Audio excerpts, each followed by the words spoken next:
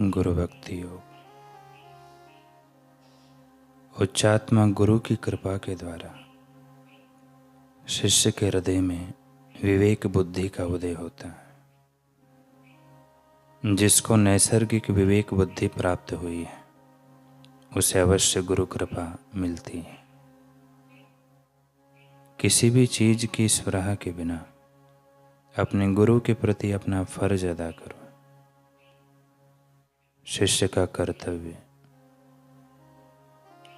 गुरु के आदेशों का वफादारी पूर्वक एवं अविलंब पालन करना है।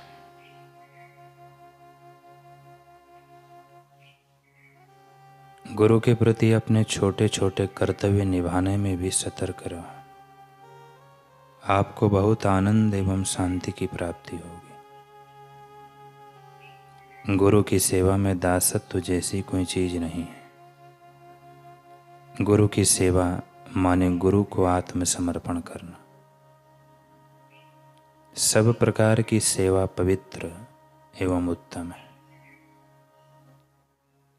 गुरु के प्रति अपना कर्तव्य अदा करना माने सत्य धर्म का आचरण करना। अपने गुरु के प्रति अदा की हुई सेवा नैतिक फर्ज है। आध्यात्मिक टॉनिक है। उससे मन एवं हृदय देवी गुणों से भरपूर बनते हैं, पुष्ट बनते हैं।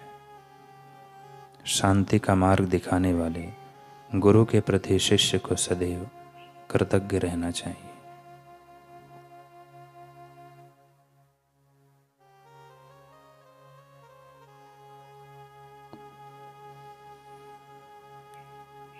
कल हमने सुना कि माधवाचार्य जी अपने शिष्यों से कह रहे हैं कि आज जो हम मत रख रहे हैं उसे भविष्य में जन साधारण तक पहुंचाने में बेल की विशेष भूमिका होगी। यह सुनते ही सभी शिष्यों को आश्चर्य हुआ।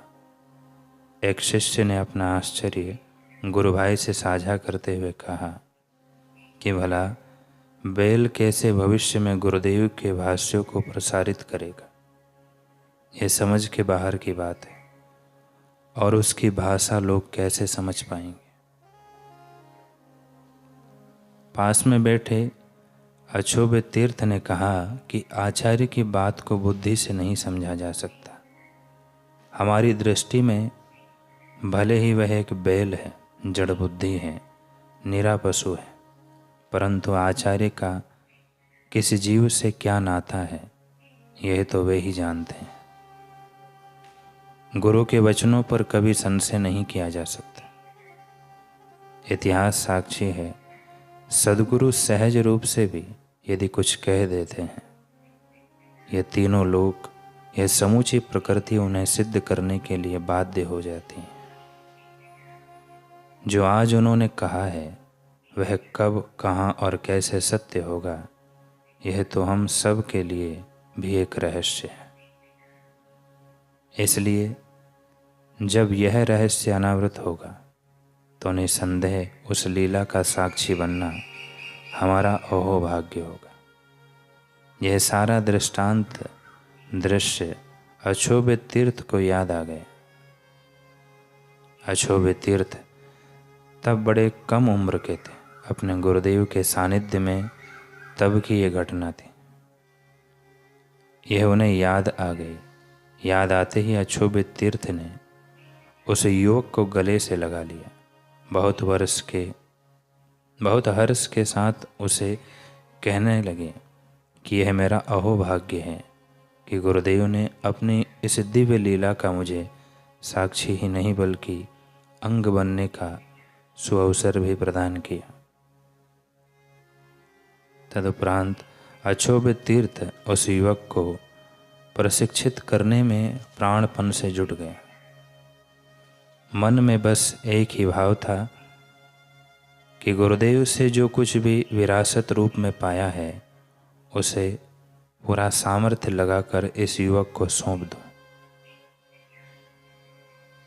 उनके कानों में बार बार अपने गुरुदेव के शब्द गूंजते थे कि आज जो मत हम रख रहे हैं उन्हें भविष्य में जनमानस तक पहुंचाने में इस बेल की विशेष भूमिका होगी।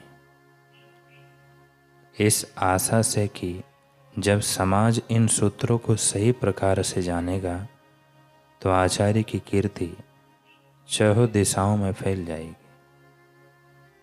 अक्षोभ्य तीर्थ ने अपना एक एक पल इस सेवा में अर्पित कर दिया। उस युवक को एक के बाद एक श्री माधवाचार्य जी के सूत्र पढ़ाते चले गए। युवक भी उन सूत्रों को इतनी जल्दी जज़ब कर रहा था जैसे पहले से ही जानता। फिर उनमें गहरा उतरकर उनमें से ज्ञान की ऐसी मणियों को निकाल कर लाता कि सब स्तब्ध रह जाते थे। करते करते वह समय आ गया जब गुरु के शब्द पूर्ण रूप से सत्य सिद्ध हुए। उस युवक ने, जो जय तीर्थ के नाम से जाना गया, श्री माधवाचार्य जी के सूत्रों की बेहद मार्मिक व्याख्या समाज के सामने उजागर की। इतिहास में तो क्या, वर्तमान में भी श्री माधवाचार्य जी की शिक्षाओं का ऐसा अद्भुत स्वरूप प्रकट करने वाला कोई नहीं हुआ। यकीनन भविष्य में भी कभी नहीं होगा। गुरु भक्ति शिष्य में ऐसी योग्यता प्रदान कर देती है कि शिष्य अनमोल हो जाता है। इस दृष्टांत को पढ़ने के बाद जब अपनी स्मृति में कुछ जज़ब करने की बारी हमारी है, यूँ तो यह कथा हमें शिष्यत्व की बहुत सी अनमोल प्रेरणाएं देती है, परंतु एक मुख्य संदेश है जिसकी ओर यह कहानी हमारा ध्यान खींचती है।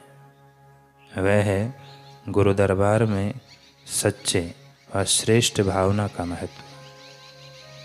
जिस प्रकार गुरु के वचन अटल होते हैं, सिद्ध होकर ही रहते हैं, उसी प्रकार यह भी अटल सत्य है कि शिष्य के हृदय से स्पंदित होने वाली सच्ची भावना व प्रार्थना भी गुरु दरबार में अनसुनी नहीं रहती। यह बात पूर्ण रूप से प्रमाणित है कि गुरु दरबार में यदि किसी चीज का सबसे अधिक मूल्य है, प्राथमिकता है, महत्व है, तो वह हमारी शुद्ध भावना, अंतर्मन से उठने वाली पवित्र भावना एक पशु को भी कहाँ से कहाँ ले जाती है। गुरु उसे उसकी भावना के आधार पर क्या से क्या बना देते हैं, इसका अनुमान यह जीव स्वयं भी नहीं लगा सकता। अपनी सुंदर भावना से वह गुरु की अनंत कृपा की सौगात पा जाता है, परम कल्याण को प्राप्त करता है।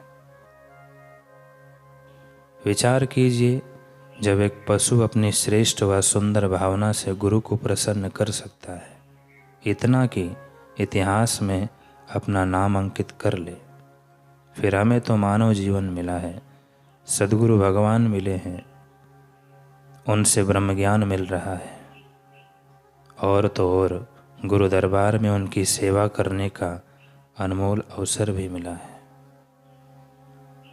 अगर इन सब के बाद भी हम अवसर का लाभ उठाने में चूक जाए, अपना निर्माण करने में चूक जाएं, तो हमसे बड़ा दुर्भाग्य किसी का नहीं होगा। तो क्यों ना हम सब पूरी भावना के साथ अपनी भूमिका निभाएं। गुरु दरबार में जो सेवा मिली है उसका सुंदर, श्रेष्ठ व सच्ची भावना एवं प्रार्थना के संग निर्वाह करें। यकीन मानिए, यह एकमात्र सूत्र हमारे आराध्य की प्रसन्नता दिला देगा, हमारी साधकता को, शिष्यत्व को, भक्ति को, पूर्णत्व को प्रदान करके सफल बना देगा।